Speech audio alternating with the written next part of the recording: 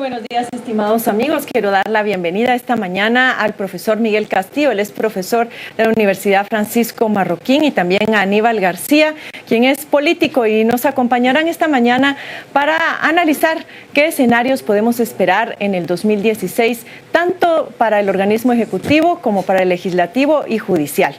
Y lógicamente tenemos que iniciar por el gran acontecimiento del día de ayer, que es la entrega de Gustavo Alejos. Así que empecemos por analizar esos escenarios en el organismo judicial, conociendo en primera instancia sus impresiones sobre la entrega de Gustavo Alejos a la justicia guatemalteca. Empecemos por Aníbal.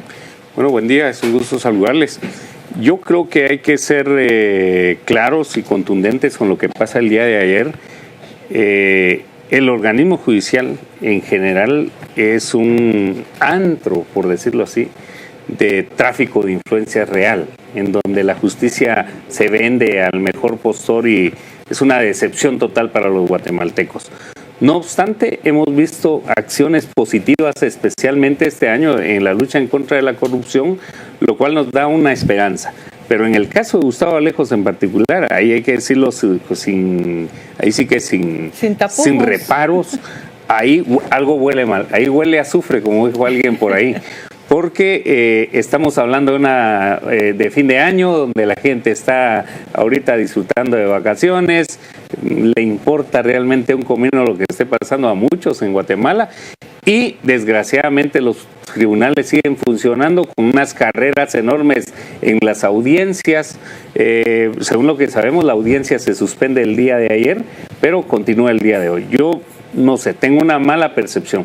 Sin embargo, como abogado y como litigante y con 20 años encima de andar en esto, yo creo que con lo que tienen la CICIG, con lo que han dicho que tienen, con la acusación tan grave que se le está haciendo de cohecho, asociación ilícita, las escuchas telefónicas que se han escuchado de los otros casos vinculados con suficiente para que este señor sea vinculado a proceso y sea enviado a prisión.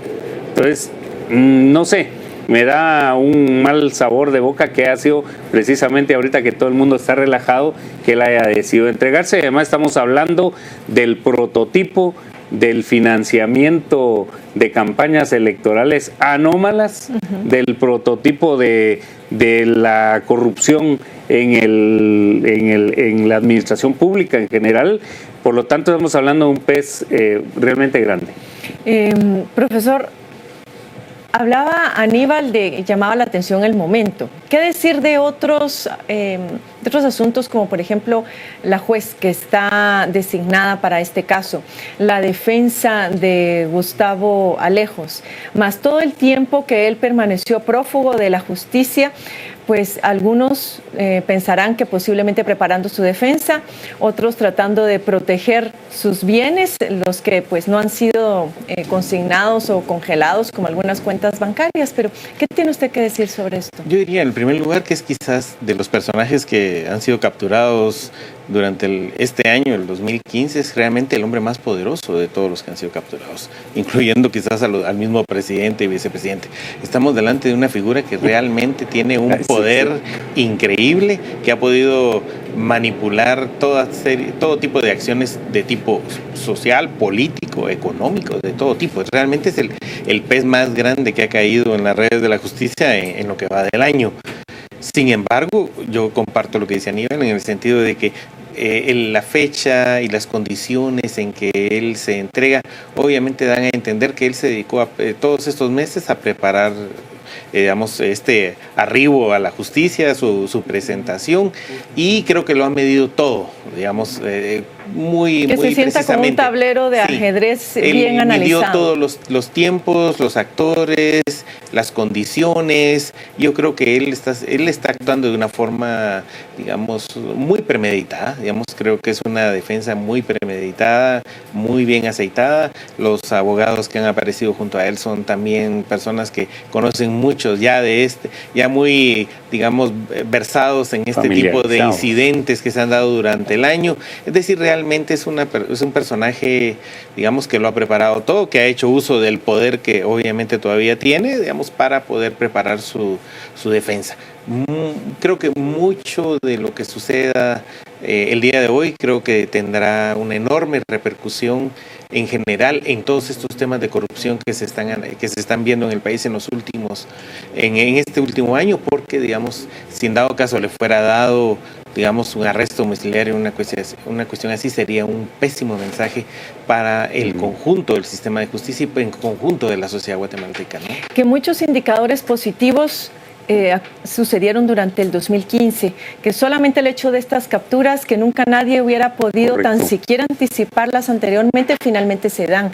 Pero lógicamente estamos ante poderes, como ustedes bien mencionaban, que tienen años de estar funcionando en el país, que tienen raíces profundas y que hoy en día vamos a estar realmente frente a una lucha del Ministerio Público y de la CICIG por generar justicia en el país, precisamente porque es cuando se mueven mayores redes de complicidad, mucho tráfico de influencias, muchas estrategias para la obstaculización de la justicia, con lo cual, ¿qué escenario podemos esperar, ya cayendo al tema de los escenarios para el 2016 en cuanto al sistema de justicia, licenciado García?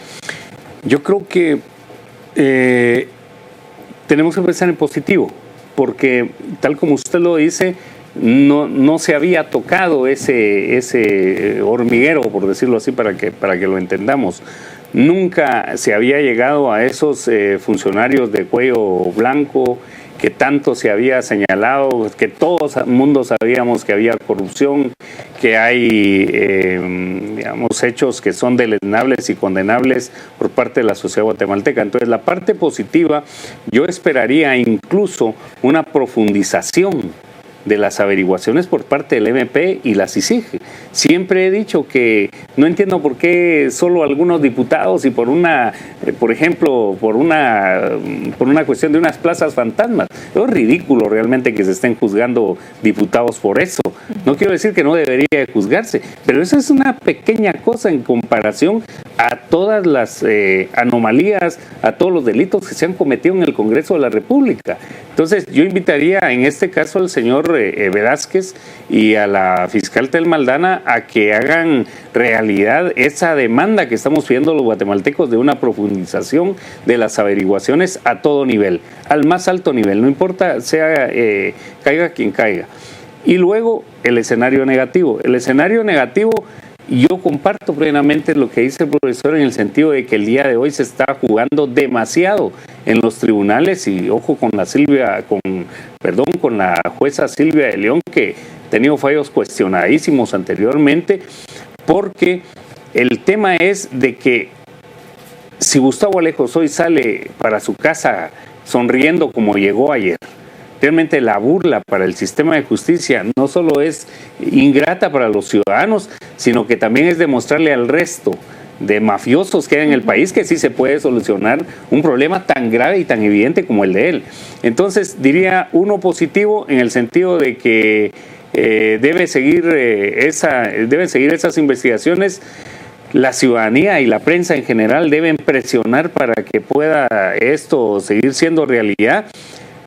Creo que deben haber juicios el otro año de gran impacto porque ya hay suficientes casos que van a debate incluso el tema de presidente y vicepresidenta, salvo que ellos decidan entorpecer el proceso y empezar a letargarle, que es otra de las estrategias también que hay. Extenderlo.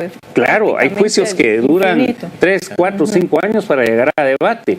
Entonces, creo que eso podemos ver y en la parte, volviendo a la parte positiva, creo yo que podemos nosotros encontrar fiscales más comprometidos con esto. Me agrada que hayan fiscales ya guatemaltecos entusiasmados con la idea. Me da miedo que se estén vendiendo algunos fiscales con la contraparte, por decirlo así. La propia gente de CICIG ya buscando también otros horizontes. Eso es patético porque nos indica que la sociedad guatemalteca aquí, lo que son principios, fines de las profesiones, valores de las profesiones, realmente vale poco. Pero creo que en términos generales deberíamos de estar entusiastas y pedirle, ojo, nuevamente digo a la CICIG y al MP, una profundización de toda esta lucha en contra de la corrupción, porque lo que hemos visto creo yo que es apenas el 5% de lo que debería. Ahora, para poder hacer esto justamente, ir más a lo profundo. Se necesitan pues instituciones de justicia lógicamente fortalecidas y lo vimos ya este año, una asfixia intencional, a decir por la misma fiscal general de la institución, para limitar sus capacidades de investigación. Además de ello, no todas las instituciones en la cadena de justicia fortalecidas, un INASIF con mucha tarea por delante que realizar, un Instituto de la Defensa Pública Penal igualmente, un sistema penitenciario ya no digamos. Entonces, ¿cómo podríamos nosotros como poder desatar ese nudo? ¿Qué podría hacer las próximas autoridades para coadyuvar en alguna medida, si bien hay división de poderes, a que no se vuelva a presentar esta situación de ese ahogo financiero a las instituciones que limiten en buenas medidas sus capacidades de cara al próximo año? Esa es una pregunta. Y lo otro es, los casos paradigmáticos son sumamente importantes. Se está tratando de cambiar la imagen del sistema de justicia, pero realmente los ciudadanos de a pie, que mañana vamos a tener necesidad de ir a tribunales por cualquier caso, sea de familia o sea también penal, pero a nivel individual, vamos a tener la misma suerte de que realmente se nos haga justicia. Creo que no será nada fácil por una sencilla razón, digamos. Toda estructura y como estas que se han ido creando en las diversas instituciones públicas a través ya de casi 30 años, son sumamente fuertes.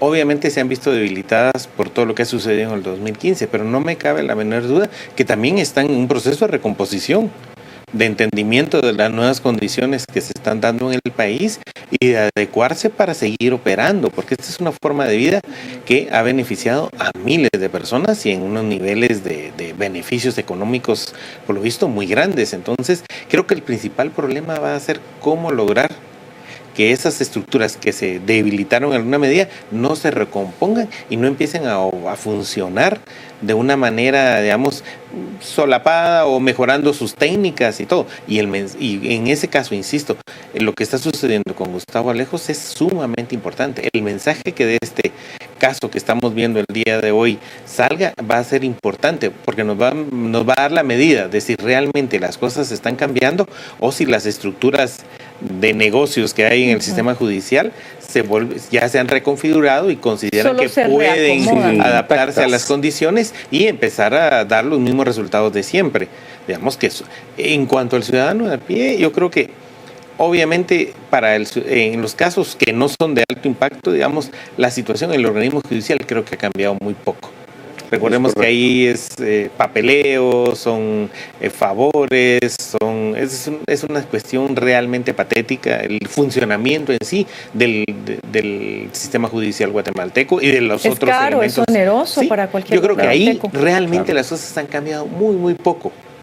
Pero quizás la confianza de los ciudadanos ha mejorado en cuanto que cree que es posible obtener una verdadera justicia para los casos que se presentan. Pero la tramitología y la burocracia y también los favores que se venden y se compran en el sistema judicial creo que siguen estando intactos porque esos no han sido tocados, digamos, para los casos normales. En ese sentido, digamos, el tema del organismo judicial creo que es sumamente importante, complejo, y creo que estamos ahí muy lejos de quizás poder visualizar un real cambio en la justicia de Guatemala, ¿no? Ahora, pasando ya a los otros escenarios, porque el tiempo va avanzando y me interesa también que pasemos a la parte política.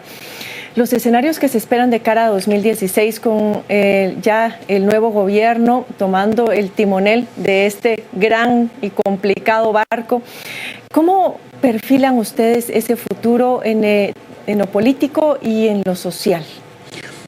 Yo veo por lo menos tres escenarios, uno que podría ser positivo y es que el señor Jimmy Morales entendiera ese mensaje que le ha dado la población, ese respaldo que le ha dado definitivamente sin precedentes la gente, y que en todo caso él tuviera la capacidad de hacer un gobierno independiente, un gobierno que deje funcionar el resto de poderes del Estado, por supuesto con el legislativo siempre en coordinación, pero en el tema de la lucha en contra de la impunidad, el papel del futuro presidente es fundamental.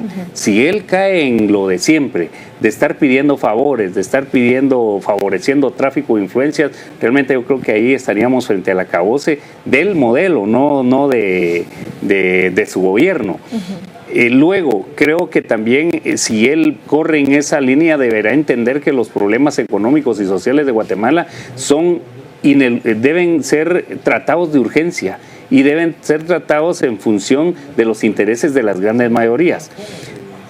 En el plano, digamos, en un escenario negativo, creo que el principal problema que tenemos es de esa duda que todavía se tiene, porque al día de hoy está claro de que no hay un gabinete, que tiene que ver con que él no tenía cuadros, que no tenía programa.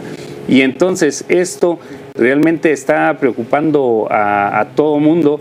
Pero realmente, ¿qué partido político hasta ahora ha tenido realmente cuadros? Es correcto. En ese punto también hay que ser muy puntuales y muy honestos, pero habían algunos donde habían prominentes figuras que ya se sabía que iban a estar en el gobierno. Hablemos, por ejemplo, del PP, en el caso de Mauricio López Bonilla. Era claro que él era el ministro de Gobernación y otros funcionarios por ahí. Pero en el escenario adverso, creo que si Jimmy no logra entender que la sociedad quiere cambios de verdad, entonces ahí estaríamos frente a un presidente que se iría a acomodar a todo. Creo que a mí por lo menos me preocupa eso último que dije, ver a un presidente electo que como que quisiera quedar bien con medio mundo. Y eso realmente sería preocupante y sería lo peor que nos podría pasar, porque entonces sí estaríamos frente a una verdadera crisis, porque no creo que la sociedad vaya otra vez a esperar lo mismo de algo que prácticamente fue protagonista en la construcción de ese escenario que nadie preveía hace un año. Ahora, generar cambios con una situación como la que tenemos actualmente, es decir, con una fragmentación tan marcada en el Congreso de la República y con un presupuesto, digamos, el presupuesto que tiene el mayor déficit de los últimos que hemos tenido en el país, ¿hasta dónde realmente podrían generarse cambios? Yo creo que es muy difícil de esperar cambios. Yo visualizo dos escenarios. Uno es de un gobierno transitorio o de un gobierno de transición.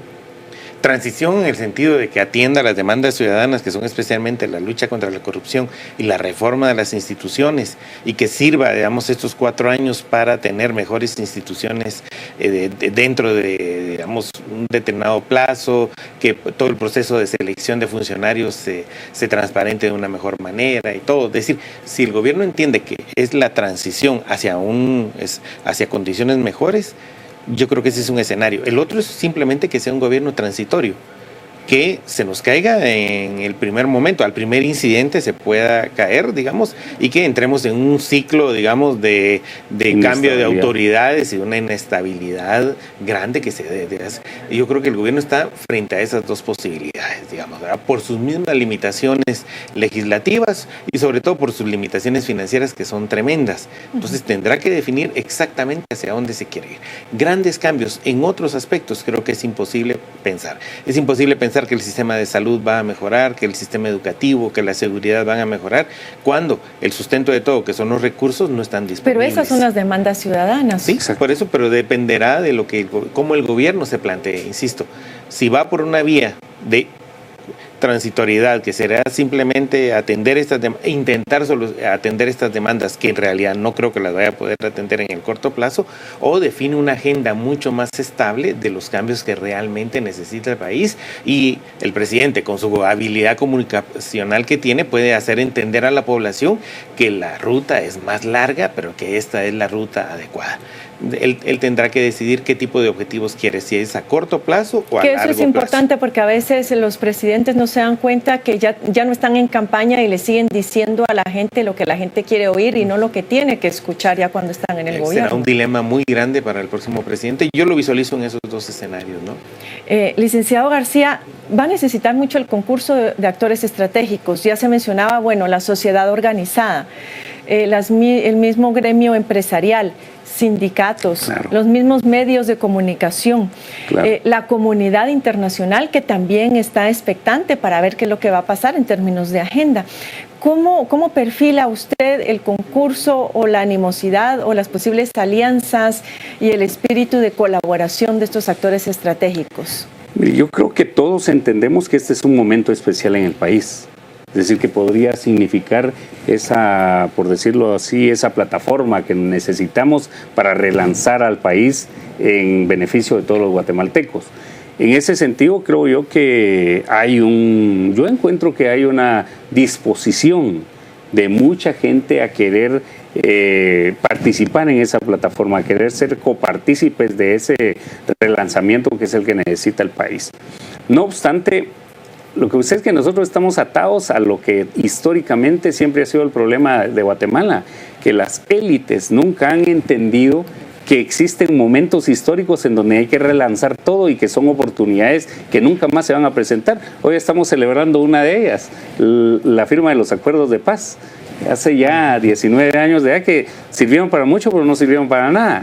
Es decir, entonces, esos momentos históricos nunca son aprovechados para el relanzamiento de las sociedades, que es lo que deberíamos de hacer ahora. Yo esperaría que especialmente el sector empresarial pudiera entender que esta sociedad necesita cambios de fondo, que esta sociedad no aguanta más con este modelo que estamos nosotros en este momento viviendo. Pero en ese sentido coincido. El tema es el liderazgo que va a tener el señor presidente, que tiene que tener claro que su limitación es la ley, por un lado, que tiene limitaciones de carácter estructural, que tiene problemas de carácter estructural, que tiene que lidiar con un problema político que se llama Congreso de la República, en donde hay cualquier cantidad de mafiosos que le van a hacer la vida imposible. Entonces él solo tendrá que escoger una ruta, o se va por el camino de lo que la ciudadanía está esperando, o lo que vamos a tener es probablemente un gobierno transitorio. Un último mensaje, una última idea, profesor, ya tenemos que irnos prácticamente. Yo diría que en general la sociedad es más bien escéptica. Si bien algunos, los actores estratégicos, digamos, tradicionales de la vida política de Guatemala tienen un discurso, digamos, de apoyo al nuevo gobierno y de hecho han estado facilitando nombres para que puedan ser posibles parte del equipo con el cual va a iniciar su gestión, yo creo que en el fondo lo que prevalece es el escepticismo. Realmente veo que nadie está apostando por este gobierno en el sentido de creer que va a realizar los cambios que se desean. Digamos, una cosa es del diente al labio y otra es la cuestión que como que todo el mundo se estuviera preparando quizás para el peor escenario, un escenario donde las condiciones pueden deteriorarse a muy corto plazo. Así que realmente el inicio del gobierno será en una situación bastante precaria, digamos, con mucho escepticismo, poco entusiasmo y sobre todo sin recursos, que es lo más importante, ¿no? Muchas gracias, profesor, también al licenciado García por habernos acompañado. Nosotros, Canal Antiguo, vamos a estar dándole seguimiento muy de cerca a ese día, ese 14 de enero, durante la transición, en el cual tenemos una transmisión prácticamente ininterrumpida y contamos justamente con los comentarios y el análisis de nuestros mejores profesionales, como en el caso de don Aníbal y el profesor Castillo. Así que estén pendientes. Y sin más, ahora volvemos a la mesa principal con Carolina, a quien le doy la más cordial bienvenida. Es un gusto tenerla nuevamente entre nosotros, y también con Pietro.